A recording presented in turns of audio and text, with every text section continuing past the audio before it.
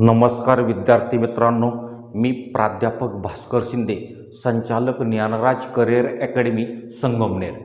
तर बहुतेक जणांना कदाचित माहिती असेल, कालच महाराष्ट्र लोकसेवा आयोग किंवा ज्याला आपण MPSC म्हणतो, तर या MPSCकडून PSIच्या पदासाठीची शारीरिक चाचणीतली नवीन एखादी क्रायटेरिया नुकतेच घोषित झालेले आहेत। त्यामुळं ग्रामीण भागातील विद्यार्थ्यांना नेमके एखादी हे बदल कशा पद्धतीनं झाले, एखादी फिजिकल एखादी किती मार्काचं, त्यासाठी जे आहेत ना क्वालिफाईंग होण्यासाठी किती मार्काची एखादी गरज आहेत, त्यातले इव्हेंट कोणकोणते, याच्या संदर्भात अनेक विद्यार्थ्याच्या मनामध्ये संभ्रम निर्माण झालेला आहे। जो संभ्रम निर्माण झालेला आहे तो संभ्रम दूर करून एखाद्यात ना हे PSI हे जे पद आहेत, एका जाहिरात आल्यापासून तर सिलेक्शन होईपर्यंत कोणकोणत्या टप्प्यातून एखाद्या विद्यार्थ्यांना कशात जावं लागतं, याची माहिती ग्रामीण विद्यार्थ्यातील मुलांपर्यंत पोचावी म्हणून आज आपण PSI ही जी पद आहेत याच्या संदर्भात संपूर्ण माहिती एखादी घेणार आहोत। कारण PSI हे जे पद आहेत ग्रामीण विद्यार्थ्यांमध्ये अतिशय ग्लॅमर असणारं पद। आज आपण जर बघितलं तर PSIची जी परीक्षा आहे देणाऱ्या विद्यार्थ्यांमध्ये 90% विद्यार्थी हे ग्रामीण भागातले असतात, तर शहरी भागातील फक्त 10% विद्यार्थी असतात। पण ग्रामीण भागातील विद्यार्थ्यांना ही नेमकी प्रक्रिया एखादी कशा पद्धतीनं होते, या प्रक्रियेला सामोरं कसं जायचं, त्याच्यासाठी एखाद्या अर्हता काय आहेत, शैक्षणिक अर्हता काय आहेत, त्याचबरोबर याच्या ज्या प्रक्रिया आहेत ह्या कशा पद्धतीनं पूर्ण होतात, त्याच्यासाठी आवश्यक किती मार्क एखाद्या गरजेचे आहेत, अशी इत्थंभूत माहिती PSI या पदाच्या संदर्भात आपण एखाद्यात घेणार आहोत। तर सुरुवातीला हे PSI किंवा ज्याला आपण पोलीस उपनिरीक्षक असं एखाद्यात म्हणतो, तर जाहिरात आल्यानंतर त्या एखाद्यात त्या विद्यार्थ्यांना हे जे फॉर्म भरावे लागतात, तर ते फॉर्म भरल्यानंतर एखाद्यात पहिल्यांदा त्याच्यासाठी कोणकोणती अर्हता किंवा काही पात्रता असणं गरजेचं आहे। तर पहिल्यांदा PSI 2021-22 या वर्षाची एखाद्यातनं जी प्रक्रिया राबवली जाणार आहे त्याची 21ची प्रक्रिया जाहिरात येऊन गेलेली आहे। ती PSI STI असिस्टंट ही कंबाईनची परीक्षा, पूर्व परीक्षा ही एकत्रच होणार आहे। आणि हे जे PSIच्या परीक्षेतील शारीरिक चाचणीचे निकष याच वर्षापासून लागू करण्याची घोषणा महाराष्ट्र लोकसेवा आयोगाकडून करण्यात आलेली आहे। तर यातील PSI या पदासाठी जी पात्रता आहे, तर पात्रता किंवा अर्हता, तर ही पात्रता एखाद्या कोणताही उमेदवार हा पदवी एखाद्या प्राप्त केलेला असावा। परंतु पदवी म्हणजे BA असेल, BCom असेल, BSc असेल किंवा त्याच्या कोणत्या डिग्री असेल, किंवा मुक्त विद्यापीठमधून जरी एखाद्या विद्यार्थ्यांना एखाद्यात डिग्री घेतलेली असेल किंवा डिग्रीच्या अंतिम वर्षाला जरी असेल, तरी तो विद्यार्थी PSI STI असिस्टंट या पदाचे फॉर्म भरू शकतो। फक्त मुख्य परीक्षेचा रिझल्ट लागण्या अगोदर त्याच्याकडं जी पदवीची अर्हता आहे ती त्यांना प्राप्त करणं गरजेचं असतं। आणि म्हणून पहिली एखादी पात्रता किंवा जी अर्हता म्हणतो आपण, या ठाकी एखाद्यात उमेदवाराकडे एखाद्यात पदवी ज्याला आपण डिग्री म्हणतो एखाद्यात ही असणं एखाद्यात गरजेचं आहे। त्याच्यानंतर दुसरा काही क्रायटेरिया असतो उंची। आता जे उंचीच्या बाबत पुरुष आणि एखाद्यात महिला, तर यांच्या अंतर्गत आपण जर बघितलं तर कोणताही पुरुष हा 165 सेंटीमीटरपेक्षा जास्त हे जे एखाद्यात उंची असावी, तर महिलांच्या बाबत 157 सेंटीमीटरपेक्षा उंची असणं गरजेचं असतं। फक्त याच्यामध्ये खेळाडूसाठी एखादा विद्यार्थी एखादी आंतरविभाग त्याच्या पुढे राज्यस्तरावर, राष्ट्रीय स्तरावर, आंतरराष्ट्रीय स्तरावर गेलेला जर असेल आणि त्या त्याचं प्रमाणपत्र त्याच्याकडे जर असेल, तर त्याला उंचीत सूट मिळू शकते। त्यानंतर तिसरी पात्रता पुरुषांसाठी छाती, चेस्ट, ही जी छाती शारीरिक चाचणीच्या वेळी मोजली जाते। पण ही छाती जी आहेत सर्वसाधारण न फुगवता 79 सेंटीमीटर आणि फुगून कमीत कमी 5 सेंटीमीटर हा छातीचा विस्तार होणं गरजेचं आहे। आणि फुगून छाती ही 84 सेंटीमीटर असणं गरजेचं आहे। एवढ्या पात्रता तुमच्याकडे जर असेल तर तुम्ही PSI या पदासाठी एक जी प्राथमिक अर्हता आहे त्याच्यासाठी पात्र ठरू शकता। त्याच्यानंतर जाहिरात आली एखाद्यात फॉर्म भरला का त्याच्यानंतर सर्वसाधारणपणे एक 3 ते 4 महिन्यामध्ये एखाद्यात ना ही निवड एखाद्यात कशा पद्धतीने होते. निवड PSI या पदासाठी जी निवड आहे त्याचे 4 टप्पे एखाद्यात केले जातात. तर त्या 4 टप्प्यांमध्ये पूर्वपरीक्षा, मुख्य परीक्षा, शारीरिक चाचणी आणि मुलाखत अशा एखाद्या 4 टप्प्यातून उमेदवाराला हे 4ही टप्पे यशस्वीपणे पूर्ण करावे लागतात आणि त्या मेरिटमध्ये आल्यानंतर तो उमेदवार एका ठिकाणी PSI या पदी एखाद्यात निवडला जातो. तर पहिल्यांदा ह्या निवडीचा एखाद्यात पहिला टप्पा पूर्वपरीक्षा. ही पूर्वपरीक्षा याला स्पर्धा परीक्षेतील किंवा PSIच्या परीक्षेतील ही पहिली पायरी म्हटलं जातं. या पहिली पायरी तुम्ही एकाने यशस्वीरित्या पूर्ण केल्याशिवाय तुम्हाला मुख्य परीक्षा देता येत नाही. त्यामुळं ही पूर्वपरीक्षा आणि मुख्य परीक्षा ह्या दोन्ही परीक्षा बहुपर्यायी मल्टिपल चॉईस क्वेश्चन म्हणजे कोणता एखादा प्रश्न कोणत्या पण ह्या विषयांचा दिलेला असतो आणि त्याच्या खाली 4 पर्याय दिलेले असतात A, B, C आणि D. त्या प्रश्नाचं योग्य उत्तर ज्या एखाद्यात उत्तरपत्रिकेवर आपल्याला त्याच्यातनं जो एखाद्यात गोळा असतो तो एखाद्या डार्क करायचा असतो त्या उत्तराच्या एखाद्या समोर. आणि म्हणून यातला पहिलाच टप्पा ही पूर्वपरीक्षा. पूर्वपरीक्षेमध्ये एकूण 100 प्रश्न असतात. 200 मार्काला 1 तास त्याच्यासाठी एखाद्यात वेळ असतो. या पूर्वपरीक्षेमध्ये कोणकोणते विषय असतात. आता विषय म्हणजे एखाद्यात कोणी PSIच्या परीक्षेसाठी वेगळे कोणते विषय नाही आहेत. त्याच्यासाठी एखादे सामान्य ज्ञान जगाच्या पाठीवर कोणताही असा सेपरेट विषय नाही आहेत. जे आपण 8वी ते 12वी किंवा 12वी ते ग्रॅज्युएशन हे आपण जे विषय जे शिकलो त्याच्यावर एखाद्याकडे ऑब्जेक्टिव्ह किंवा पर्यायी पद्धतीनं प्रश्न एकाने आलेले असतात. तर ती पूर्वपरीक्षा 100 प्रश्न 200 मार्काला त्याच्यामध्ये कोणकोणते विषय असतात. सामान्य ज्ञान या घटकाअंतर्गत एखाद्यात इतिहास एखाद्यात असेल. मग एखाद्याने आधुनिक भारताचा इतिहास, मध्ययुगीन भारताचा इतिहास, भूगोलामध्ये महाराष्ट्राचा भूगोल, भारताचा भूगोल, जागतिक भूगोल, प्राकृतिक भूगोल, त्याचबरोबर भारतीय संविधान किंवा ज्याला आपण राज्यघटना म्हणतो ती राज्यघटना, त्या राज्यघटनेची एखाद्यात इत्तमभूत एखाद्यात माहिती, त्याचबरोबर विज्ञान एखाद्यात या विषयावर जे प्रश्न विचारले जातात भौतिकशास्त्र, रसायनशास्त्र, जीवशास्त्र आणि त्याचबरोबर आता अलीकडच्या काळामध्ये सगळ्यात जास्त प्रश्न विचारले जातात ते आरोग्यशास्त्र आणि आहारशास्त्र.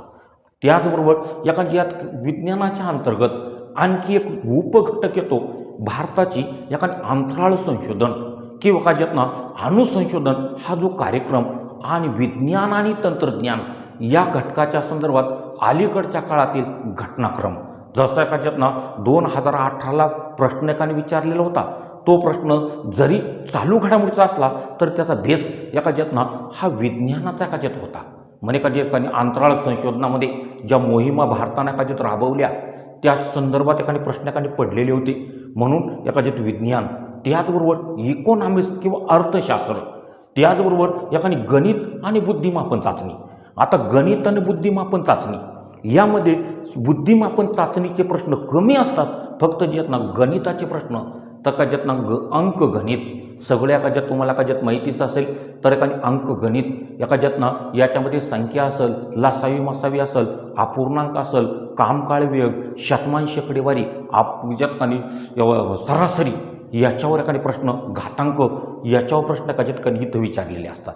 आणि एखाद्या घटकातील सगळ्यात एखाद्या शेवटचा घटक असतो तो चालू घडामोडीमध्ये प्रादेशिक स्तरावर म्हणजे आपल्या महाराष्ट्रात घडलेल्या एखाद्या घटना असेल, राष्ट्रीय स्तरावरील घटना असेल, आंतरराष्ट्रीय स्तरावर घटना असेल, या सगळ्यांवर एखादे 100 प्रश्न एखादे विचारले जातात. फक्त ही पूर्वपरीक्षा फक्त चाळणी परीक्षा असते. म्हणजे चाळणी परीक्षा एखाद्यात उमेदवार एखादे लाखो उमेदवार या पूर्वपरीक्षेसाठी अर्ज भरतात. त्यातील चांगल्या पद्धतीचे टॉपरचे जे मुलं आहेत यांना एखाद्यात निवड करून त्यांना एखाद्या मुख्य परीक्षेसाठी एखादे बोलावलं जातं. आणि त्यामुळं याचे मार्क फायनल मेरिटमध्ये धरत नाहीत. आणि त्यामुळं ही केवळ चाळणी परीक्षा असते. फक्त आता ज्यांना ही पूर्वपरीक्षा अतिशय महत्त्वाची मी का म्हणतो, मुख्य परीक्षेचा तुमचा किती चांगला अभ्यास असेल आणि जर तुम्हाला पूर्वपरीक्षात क्रॅक करता जर आली नाही तर पुढच्या टप्प्यांवर तुम्ही एखादी पोहोचू शकत नाही. आणि म्हणून एखादी ही पूर्वपरीक्षा तर याच्या अंतर्गत अनुषंगानं विद्यार्थ्यानं अगदी बारीक सारीक जे घटक आहेत त्याच्या स्वतःच्या काच्यात नोट्स असेल, वाचन असेल, त्याच्या मायक्रो नोट्स असेल, एका रिव्हाईज करणे एखादी गरजेचं असतं. आणि त्यामुळं हे सगळे एखादे विषय तर सर्वसाधारणपणे अगदी परफेक्ट नाही, पण मी तुम्हाला सांगेल या पूर्वपरीक्षा तुम्हाला पास करायची असेल किंवा क्रॅक करायची जर असेल तर 100 प्रश्नांपैकी कमीत कमी तुमचा स्कोअर हा 45+. मी 45+ म्हणतोय, मग 45 असेल, 46 असेल, 48 असेल, 50पर्यंत कधी असेल. एखादी विद्यार्थ्या आणि जागांच्या प्रमाणामध्ये ही मेरिट 1-2 मार्कानं एखाद्यात मागे पुढे होऊ शकतं. आणि त्यामध्ये पण कॅटेगरी जर तुमच्याकडे जर असेल तर आणखी 1, 2, 3 मार्काचा फायदा तुम्हाला त्याच्यात होऊ शकतो.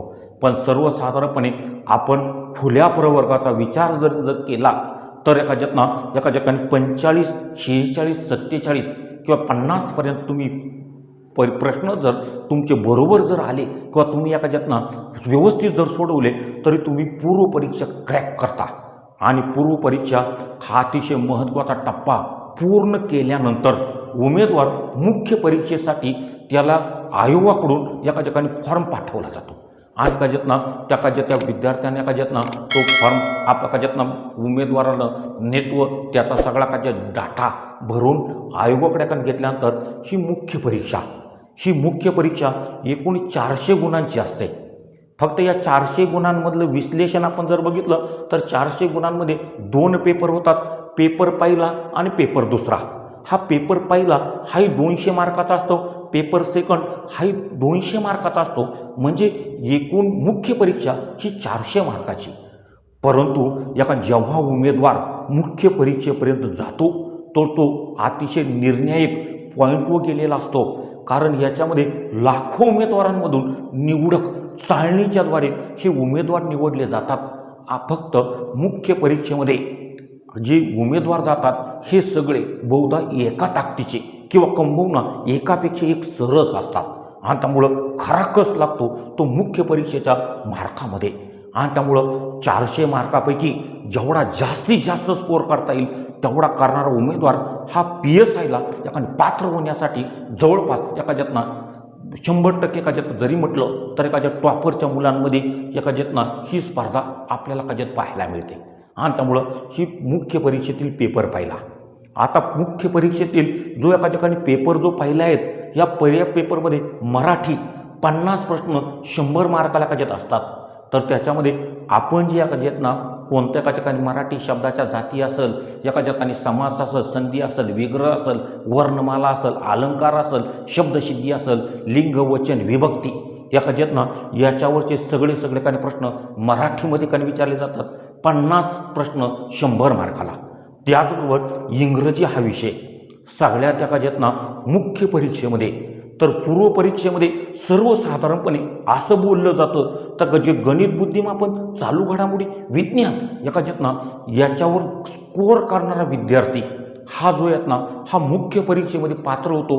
तशाच पद्धतीनं ह्या पेपरमध्ये पहिल्या पेपरमध्ये इंग्रजी हा जो विषय याच्या बाबत विद्यार्थ्यांमध्ये प्रचंड गैरसमज आणि प्रचंड भीती असते. आणि म्हणून इंग्रजीचे 30 प्रश्न 60 मार्कासाठी विचारले जातात. आणि पूर्वपरीक्षेतीलच सामान्य ज्ञानातीलच हे जे घटक आहेत हे सुद्धा 40 मार्कासाठी विचारले जातात. अशा पद्धतीनं पहिला पेपर हा 200 मार्काचा घेतला जातो. आणि त्याच्यानंतर पेपर हा जो दुसरा आहे याच्यामध्ये बहुतेक मुलांचा स्कोअर पहिल्या पेपरमध्ये जो कमी येतो तो इंग्रजीमध्ये आणि पेपर दुसऱ्यामध्ये सगळ्यात जास्त पेपर दुसरा जो वेटेज जे एखादी पोलीस संहिता किंवा ज्याला आपण पोलीस कायदे म्हणतो तर जवळपास 120 मार्कापर्यंतचे प्रश्न या घटकावर आलेले असतात.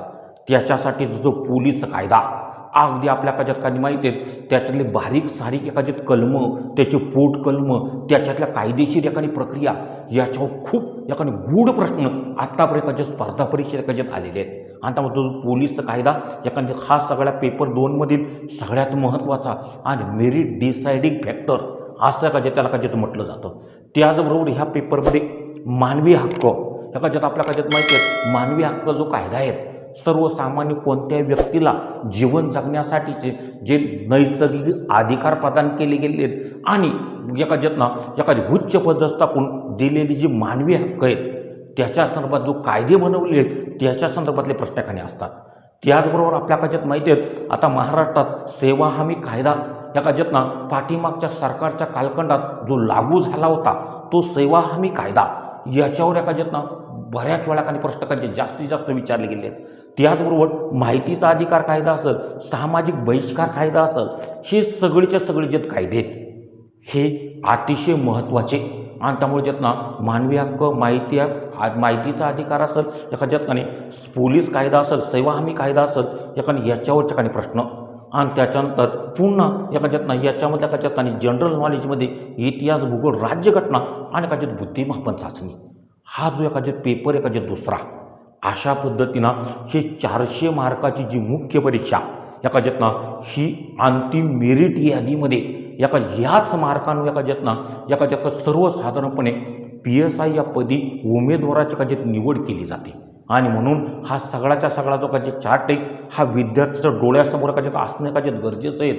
त्याचबरोबर मी पुन्हा सांगेन कोणत्याही उमेदवाराला MPSCची PSI ST असिस्टंट किंवा ज्याला आपण ASO म्हणतो ही पोस्ट मिळवायची जर असेल तर सर्वसाधारणपणे तर 1 वर्षाचा सिस्टमॅटिक प्लॅन 10 ते 12 तास दररोज अभ्यासाचं नियोजन.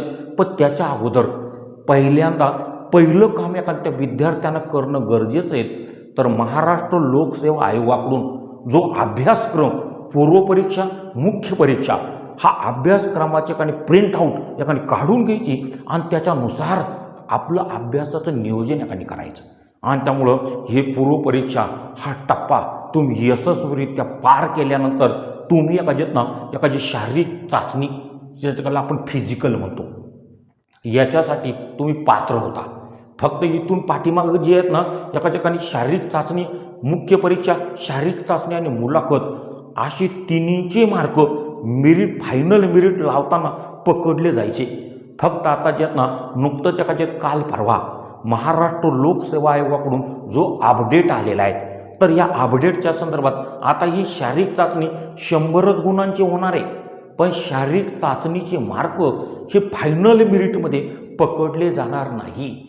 फायनल मेरिट लावताना मुख्य परीक्षा 400 मार्काची आणि मुलाखत 40 मार्काची असे 440 पैकीच मेरिट लावलं जाणार आहे आणि त्यातूनच उमेदवाराची निवड केली जाणार आहे.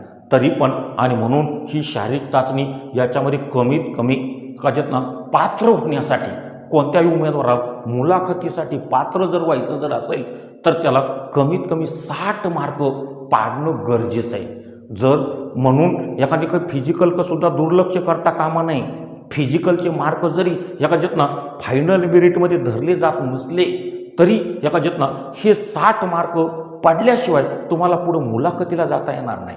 आणि म्हणून 60 मार्काची अर्हता ही आयोगानं आता नुकतीच जाहीर केलेली आहे.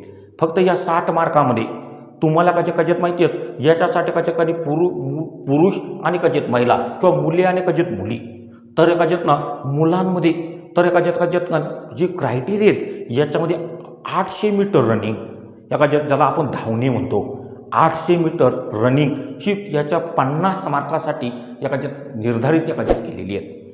या 800 मीटरची रनिंग 50 मार्कासाठी पण त्याच्यासाठी त्यांनी जो टायमिंग ठरवून दिलेला आहे त्याच्या आतमध्ये येणं गरजेचं आहे. आणि म्हणून ते 800 मीटर धावणे याच्यासाठी 50 मार्क तुम्ही जर बघितलं या 100 मार्कापैकी 50% वेटेज फक्त धावणे किंवा ज्याला आपण रनिंग म्हणतो याच्यासाठी.